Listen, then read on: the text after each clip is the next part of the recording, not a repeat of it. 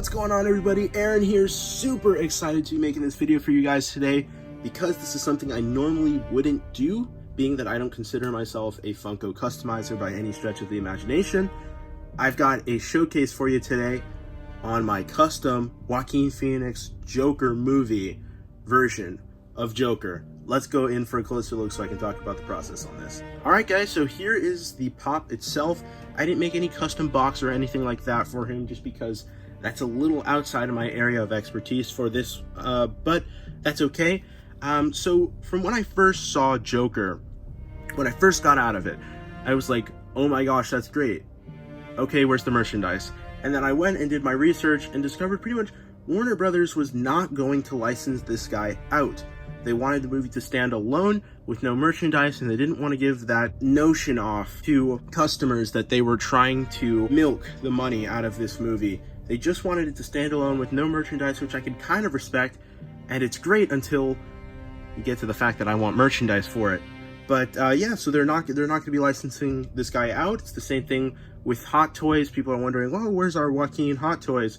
They're not going to do one. There's only third-party Hot Toy-esque figures, but nevertheless, I knew that I wanted a pop for this guy, so I had to make it myself. And just going around here, you can see, I would say I kind of achieved that.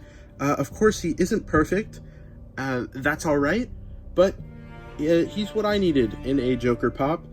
And you know, I have a physical thing of this character. Sorry about that. He started to fall off his figure stand because I actually had to drill holes in his feet to put the base on myself.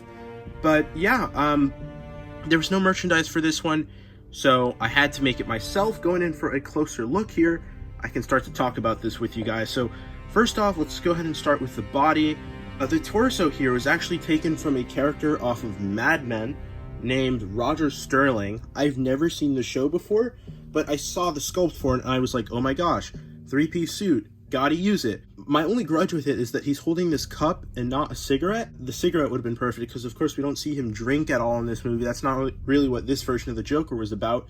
He was more smoking, but you know, I think it works for being an existing Funko sculpt. I think it's kind of cool that normal collectors can just pick up this body and paint it up if they wanted to. But yeah, the back is shiny, as you can see.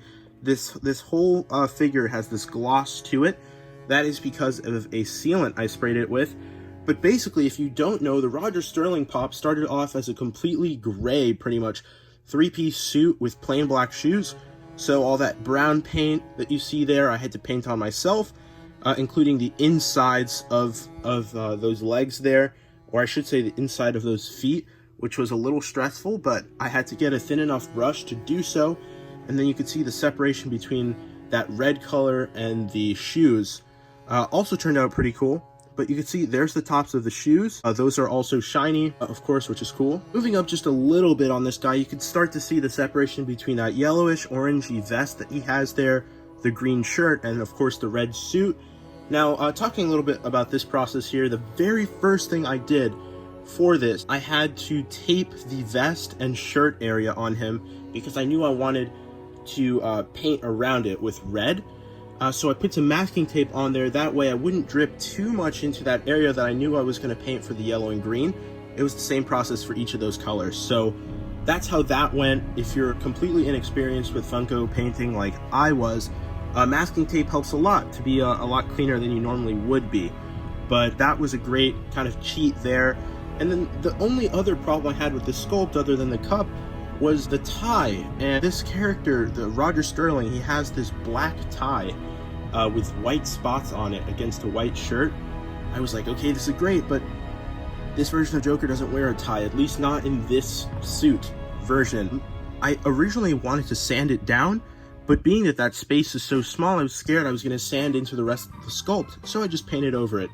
And the shadow of the head actually covers that up fairly well, so it actually ended up not even being that big of a deal. Right here was white, where this green shirt sticks out of the red sleeve just a little bit there.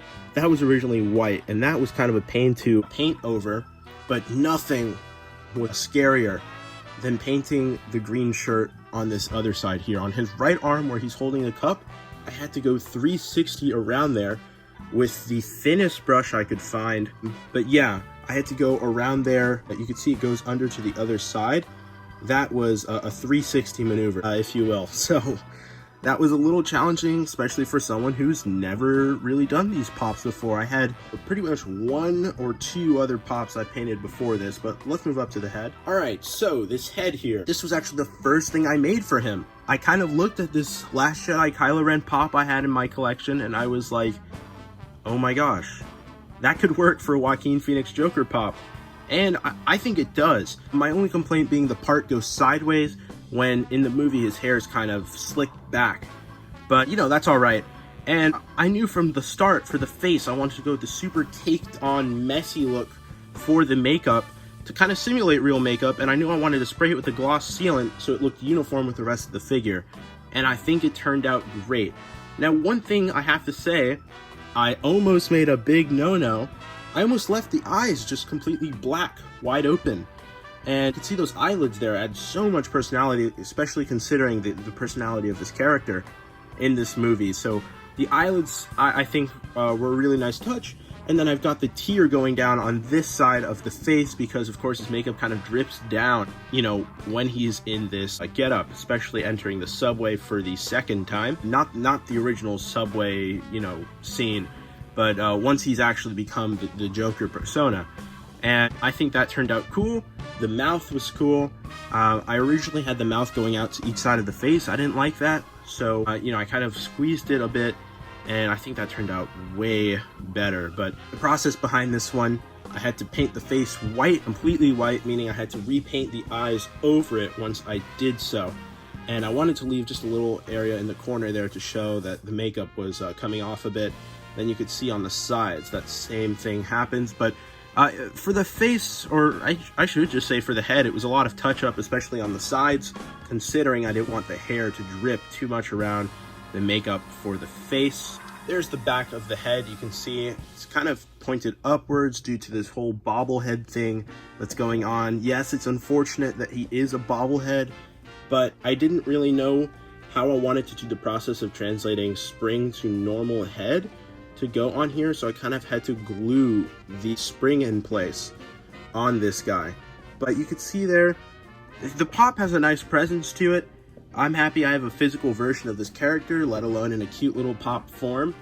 So this was really exciting to paint for me. And if you guys want more stuff like this, let me know. Just so you know, I don't sell my customs. Anything I make is going to be for my own personal collection. But I'm definitely happy about this one, especially considering Joker is probably like my favorite movie now. It's still tied with The Dark Knight, but I would say either of those for my favorite movie of all time. So this was a must for me. Thanks so much for watching, guys. Let me know what you guys think in the comment section below. Please subscribe if you have not already, and I'll see you guys later. Peace out.